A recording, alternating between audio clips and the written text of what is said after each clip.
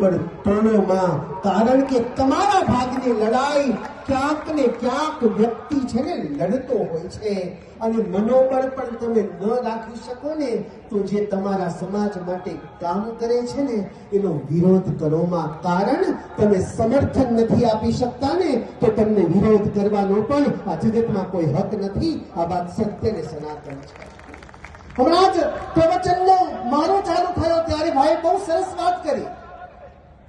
એક રેકડી વાળો આપણને સમજાવી ગયો. વિજયભાઈ, અત્યારે દ્રાક્ષની સીઝન ચાલે છે. હંસભાઈ, દ્રાક્ષની સીઝનમાં એક રેકડી વાળાએ એક ટોપલાની અંદર સરસ મજાના દ્રાક્ષના ઝુમખાઓ રાખ્યા છે અને બીજા ટોપલામાં છે ને છૂટી પડેલી દ્રાક્ષો છે. કોઈ વ્યક્તિ લેવા ગયો અને મારા જેવો સંત ગયો અને પૂછ્યું કે ભાઈ આનો શું ભાવ છે? તો કે 80 રૂપિયાની કિલો.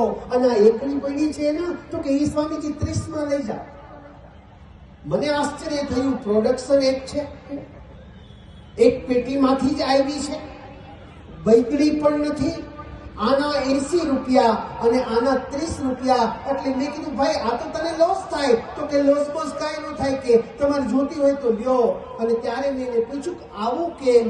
અને રેકડી વાળાએ એમ કીધું સ્વામી આ ઝુમખો છે ને એ એક છે, જે સંગઠિત છે ને એની કિંમત વધારે હોય ને હોય, એના શંકાને કોઈ સ્થાન નથી. અને સ્વામીજી બીજા તમે ટોપલાની અંદર જુઓ છો એ વિખરાઈ ગયેલા છે, સમાજમાંથી રિસાયેલા છે, સમાજમાંથી પોતાના અહમથી મારો સમાજ મારા માટે કાંઈ નથી કરતો, એ આગળ વધી જશે તો તું આગળ સાથે તો આવ, તને હીરો જેવો અમે બનાવી દઈ, એ અમારી તાકાત છે.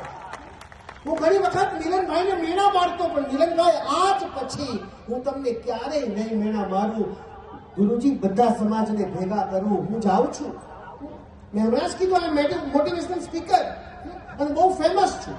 સ્વામિનારાયણ સંપ્રદાયનો એક જ સાધુ છું. બધા સમાજમાં જાઉં છું, 18 વર્ણમાં જાઉં છું અને એક જ કામ કરું છું કે તમે પટેલ, બ્રાહ્મણ, દલિત નહીં, સૌથી પહેલા તમે હિન્દુ બનો.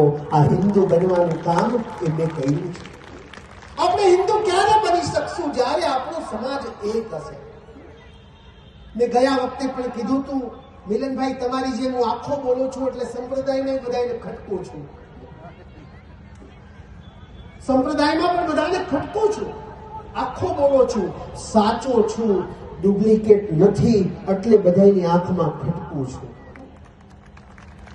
મેં ગયા વખતે પણ કીધું હતું કે બ્રાહ્મણો તમે એક નહીં થાવ ને તો તમારી વેલ્યુ માત્ર ને માત્ર ભદ્રમ કર્ણેભિઃ શૃણુયામ દેવા, ચાંદલો કરવા સિવાય તમારી વેલ્યુ નહીં રહે. પણ આજે રાજકોટના આટલા બ્રાહ્મણોને જોઉં છું ને, એક બ્રાહ્મણના દીકરા તરીકે મારી છાતી ગદગદ ફૂલે. હવે આપણે કરવાનું શું છે? આપણે ટોળાઓ ભેગા નથી કરવાના. ટોળાઓ તો